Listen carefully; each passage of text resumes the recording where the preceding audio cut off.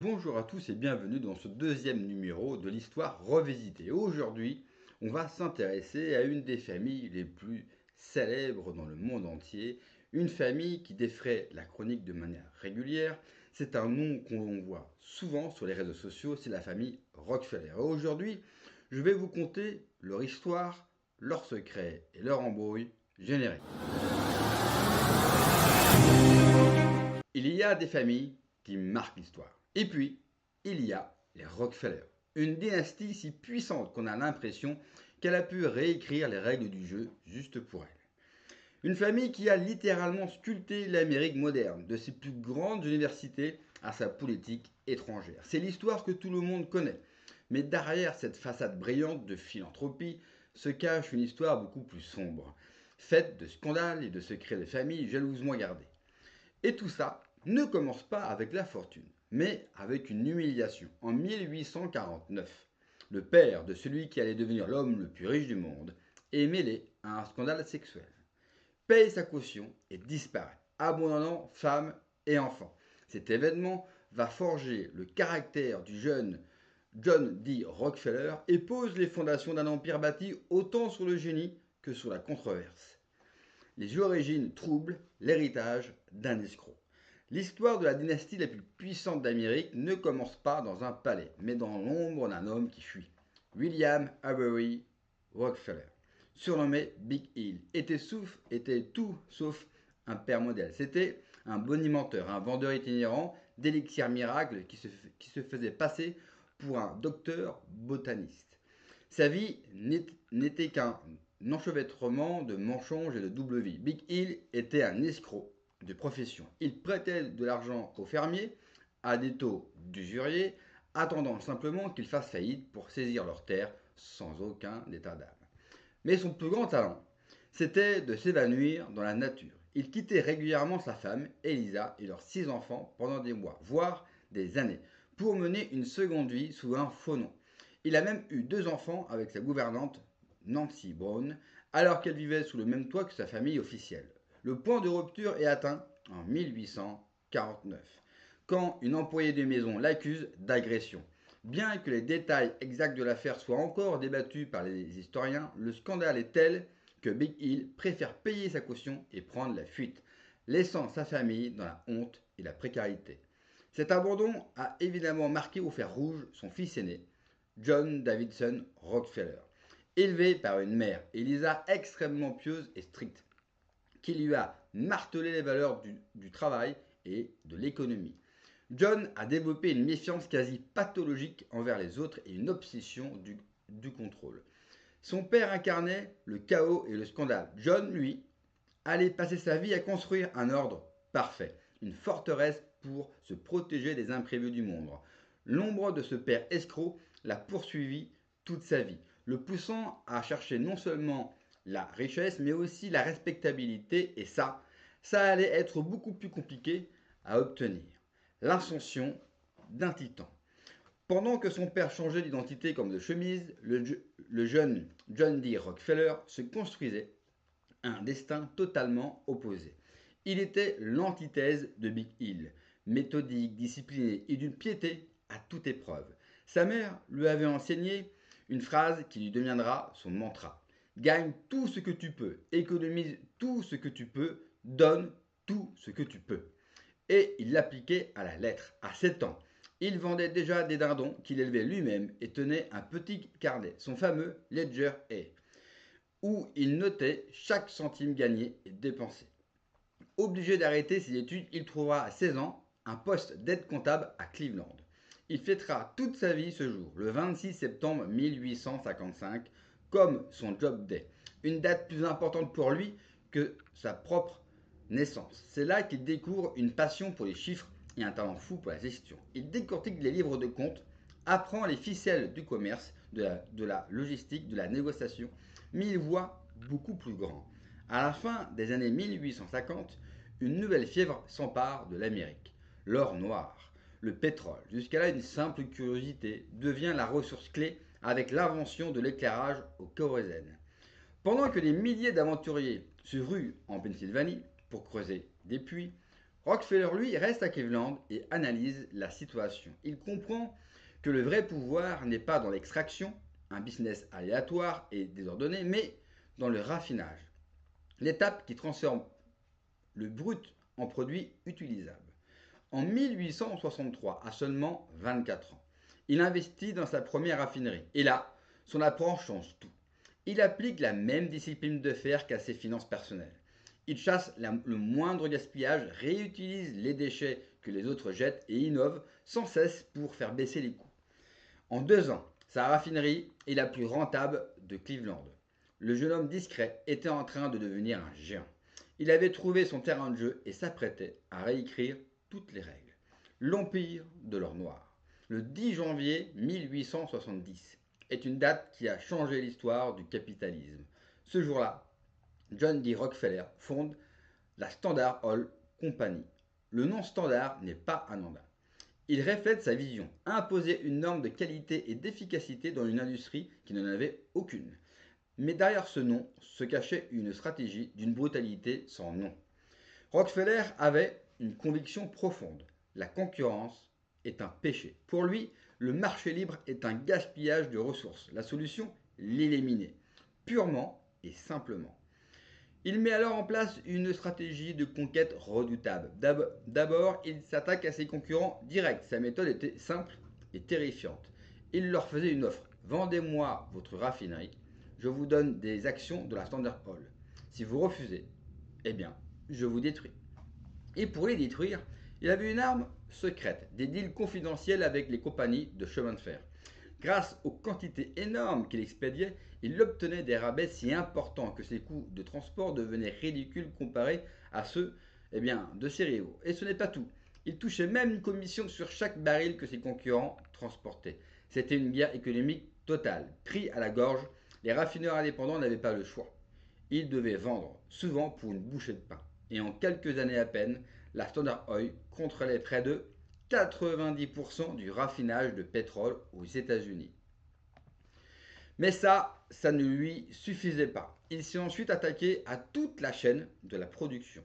Il a racheté des forêts pour le bois, des barils, des fabricants de colle, des entrepôts, des wagons-citernes et a construit ses propres pipelines. De la production à la distribution, il contrôlait absolument tout. Pour gérer cet empire et contourner les lois de l'époque, ses avocats ont inventé une structure juridique aussi géniale que controversée, le trust. En 1882, la Standard Oil n'était plus une simple entreprise, c'était une pieuvre dont les tentacules s'étendaient sur toute l'Amérique, un monstre qui dictait ses lois. L'homme le plus haï d'Amérique. La puissance de la Standard Oil était inédite, mais elle avait un prix. À la fin du 19e siècle, l'opinion publique se retourne violemment contre Rockefeller.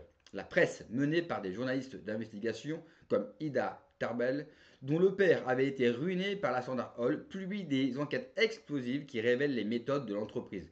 Corruption, intimidation, espionnage industriel, manipulation des marchés.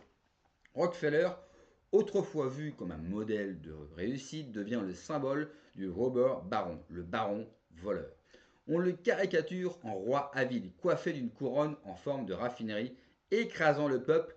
Le président Theodore Roosevelt lui-même le traite de malfaiteur de grande richesse. Le nom Rockefeller devient synonyme de cupidité. Une blague de l'époque disait que la moitié de l'Amérique voulait le lyncher et que l'autre moitié voulait lui emprunter de l'argent. Le secret qui entourait le trust alimentait tous les fantasmes. Le public ne voyait plus une entreprise efficace, mais une conspiration, un pouvoir occulte qui contrôlait les politiciens et fixait les prix à sa guise. Les méthodes qui avaient fait son succès étaient maintenant vues comme profondément anti-américaines. La haine était si forte que Rockefeller devait se déplacer avec des gardes du corps. Lui qui voulait la respectabilité était devenu l'homme le plus détesté de son pays. Le gouvernement, poussé par la pression populaire, a fini par réagir. En 1890, une loi historique est votée, le Sherman Antitrust Act, conçu pour interdire les monopoles. La cible était évidente. Une bataille judiciaire monumentale s'engage, mais avant même le verdict, un drame va marquer le nom Rockefeller de la couleur du sang, le massacre de l'Outlaw. En 1913, dans les mines de charbon du Colorado, la colère gronde. Les conditions de travail sont inhumaines Les salaires de misère, les mineurs dépendent entièrement des compagnies minières pour se loger et se nourrir, notamment de la Colorado Fuel and Iron Company, propriété, bien sûr, de la famille Rockefeller. Les mineurs se mettent en grève réclamant des salaires décents et la fin de ce système d'asservissement. La réponse de la compagnie est simplement brutale. Elle expulse les mineurs et leurs familles de leur logement. À l'approche de l'hiver, près de 12 000 personnes se retrouvent à vivre dans des champs et dans des tentes, le plus grand étant celui de Ludlow. La tension est à son comble. La compagnie engage des miliciens privés pour harceler les grévistes et la garde nationale du Colorado, déployée sur place, prend fait et cause pour les Rockefeller. Le 20 avril 1914, la situation dégénère. Suite à un accident, une fusillade éclate entre les grévistes et les forces de l'ordre alliées aux miliciens de la compagnie, qui ouvrent le feu sur le campement avec des mitrailleuses. Le combat est inégal. Les femmes et les enfants se cachent dans des caves creusées sous les tentes. Le soir, les miliciens mettent le feu au camp. Le lendemain, eh bien, c'est l'horreur. Sous les décombres d'une tente, on retrouve les corps de 2 femmes et 11 enfants, morts asphyxiés ou brûlés vifs. Au total, le massacre de Ludlow fait environ 25 morts, dont des grévistes et des leaders syndicaux exécutés de sang-froid. Le scandale est alors immense. L'implication de Rockefeller est pointée du doigt. C'est John D. Rockefeller Jr., le fils, qui gérait ses actifs. Il avait refusé toute négociation et soutenu la ligne dure. Ludlow devient le symbole de la brutalité du capitalisme. C'est le point le plus bas de l'histoire de la famille. Le nom Rockefeller n'est plus seulement associé à la cupidité, mais à la mort d'innocents. Cette tragédie va les forcer à changer radicalement de stratégie. Le fameux pivot philanthropique de la famille Rockefeller. Le massacre de Ludlow est un électrochoc. John D. Jr. et son père comprennent que leur fortune ne suffira pas à une telle haine publique. Ils vont alors lancer l'une des plus grandes opérations de relations publiques de l'histoire. Une opération qui va transformer leur héritage, la philanthropie à très grande échelle. Ce n'est pas un simple élan de générosité. Rockefeller avait toujours fait des dons, surtout à l'église. Mais après Ludlow, cette pratique est devenue systématique, professionnelle, avec un but très clair. Redorer le blason de la famille et transformer l'image du baron voleur en un grand bienfaiteur de l'humanité. Pour y parvenir, ils engagent les meilleurs, notamment un certain Ivy Lee, considéré comme l'un des pères des relations publiques modernes. La stratégie est très simple. Utiliser l'argent des Rockefeller pour financer des causes d'intérêt général visibles et indiscutables, comme la science, la médecine et l'éducation. C'est comme ça que vont naître des institutions qui disent encore aujourd'hui. Dès 1890, Rockefeller avait financé la création de l'Université de Chicago. En 1901, il fonde l'Institut Rockefeller, puis la recherche médicale, qui jouera un rôle clé dans le développement des vaccins. En 1913, il crée la fondation Rockefeller avec pour mission de promouvoir le bien-être de l'humanité. Rien que ça. Cette fondation va investir des fortunes dans la santé publique mondiale, la recherche scientifique ou la lutte contre la faim. Certains critiques diront que c'est une manœuvre cynique pour blanchir de l'argent sale. D'autres soulignent l'impact incroyablement positif de ces actions. La vérité est que la philanthropie de Rockefeller était à la fois un outil de rédemption et une vraie force pour corrompre, bien sûr, les esprits. Lentement mais sûrement, le nom Rockefeller a commencé à ne plus être associé aux puits de pétrole, mais aux laboratoires et aux universités. La chute du titan. Pendant que la famille travaillait à refaire son image, la bataille judiciaire contre son empire arrivait à son terme. Le 15 mai 1911, le verdict de la Cour suprême tombe. La Standard Oil est un monopole illégal et doit être démantelé. L'empire devait être brisé en 34 compagnies indépendantes. Pour n'importe qui d'autre, ça aurait été la fin. Mais pour les Rockefeller, ce fut, contre toute attente, la meilleure chose qui pouvait lui arriver financièrement. En tant qu'actionnaire principal, il a reçu des parts dans chacune des 34 nouvelles sociétés. Parmi elles, on trouve les futures géantes du pétrole Exxon, Mobil, Chevron, Conoco, Marathon. Au début, les marchés paniquent. et la valeur des actions chute. Mais Rockefeller, lui, ne vend rien. Il sait que ces bébés standards, maintenant en compétition les unes avec les autres, vont exploser. Et il a raison. En quelques années, la valeur combinée de ces actions atteint des sommets jamais vus. Le démantèlement qui devait le détruire l'a rendu encore plus riche que jamais. On estime que sa fortune a atteint l'équivalent d'environ 340 milliards de dollars d'aujourd'hui, soit plus de 1,5% de toute l'économie américaine de l'époque. Il est devenu, et de loin, l'homme le plus riche de l'histoire moderne. La dynastie se diversifie. Après la mort du patriarche en 1937, c'est son fils unique, John D. Jr., qui prend la suite. Profondément marqué par le lot, il se consacre à la philanthropie pour notre plus grand malheur. C'est lui qui finance le Rockefeller Center en pleine Grande Dépression et qui offre le terrain pour le siège de l'ONU à New York.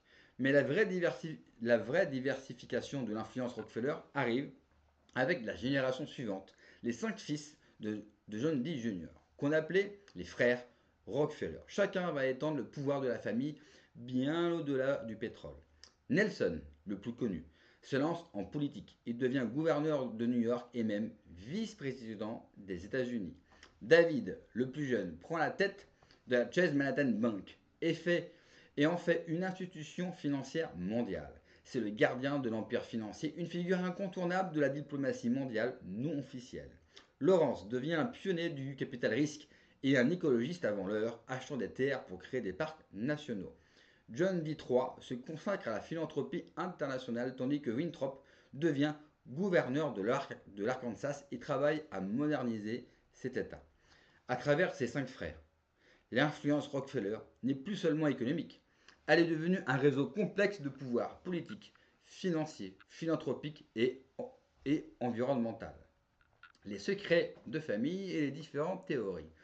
Une famille aussi puissante, cultivant un tel secret, ne pouvait qu'engendrer, bien sûr, une légende plutôt noire, mêlant drame réel et théorie. Derrière cette façade unie, les tragédies n'ont pas manqué, la plus sombre étant la disparition de Michael Rockefeller, fils de Nelson en 1961. Parti en Nouvelle-Guinée pour collectionner de l'art tribal, son catamaran chavire. La version officielle affirme qu'il s'est noyé en tentant de rejoindre la côte. Mais une autre vérité bien plus macabre a toujours persisté. Celle qu'il aurait bien atteint le rivage pour y être capturé, tué et même mangé par une tribu locale dans un acte de vengeance rituelle. Ce mystère jamais élucidé est le symbole des zones d'ombre de la famille. Mais au-delà des drames, c'est l'influence politique et financière colossale de Rockefeller qui a forgé leur réputation de gouvernement de l'ombre. David Rockefeller, le banquier international, est la figure centrale de toutes ces accusations. Il a été l'un des piliers des clubs ultra sélectifs et secrets comme le groupe Bilderberg, la commission trilatérale et le Concile One Foreign Relations. Ces cénacles où se réunissent l'élite mondiale de la politique, de la finance et de l'industrie, loin des médias, de tout contrôle démocratique, sont vus par beaucoup comme le véritable lieu où se décident les grandes orientations du monde. Pour les critiques, le projet Rockefeller est clair, l'instauration d'un nouvel ordre mondial. Il s'agit d'un plan visant à dissoudre les souverainetés nationales au profit d'un gouvernement mondial unique, contrôlé par une élite non élue. David Rockefeller lui-même a mis de l'huile sur le feu dans ses mémoires. Il écrit: Certains croient que nous faisons partie d'une cabale secrète, travaillant contre les meilleurs intérêts des États-Unis, caractérisant ma famille et moi comme des internationalistes et conspirant avec d'autres autour du monde pour construire une structure politique et économique mondiale plus intégrée. Un seul monde. Si vous voulez, si c'est l'accusation, alors je plaide coupable et j'en suis fier. Les accusations sont précises. On affirme que la famille a joué un rôle clé dans la création de la Réserve fédérale américaine en 1913, la transformant en un cartel bancaire privé capable de contrôler la monnaie. On soutient que leurs fondations philanthropiques ne sont pas des œuvres de charité, mais des instruments de contrôle social capables d'orienter la recherche médicale mondiale, la politique agricole des pays en développant les programmes éducatifs pour servir leur propre intérêt. Le secret cultivé par le patriarche pour se protéger s'est ainsi mué en une accusation permanente contre ses descendants. celle d'une conspiration mondiale bien réelle. L'héritage d'aujourd'hui. Alors, que reste-t-il de l'empire Rockefeller aujourd'hui? La fortune du fondateur a été méthodiquement dispersée entre plus de 200 héritiers. On estime la fortune totale de la famille aux alentours des 10 milliards de dollars. C'est énorme, mais ça ne les place plus au sommet des plus riches du monde. Leur pouvoir économique direct s'est dilué, mais leur influence est toujours là. Plus subtile, plus institutionnelle, le Rockefeller Brothers Fund et la fondation Rockefeller sont toujours des géants de la philanthropie, finançant des projets sur l'environnement, la santé ou les inégalités. Ironie de l'histoire, le Fonds familial a même annoncé il y a quelques années qu'il se désinvestissait totalement des énergies fossiles, tournant le dos à l'industrie qui leur a fait leur fortune. L'héritage Rockefeller est partout, dans les murs de l'université de Chicago, dans les recherches de l'université Rockefeller, au siège de l'ONU et dans les innombrables projets financés par leur fondation depuis plus d'un siècle.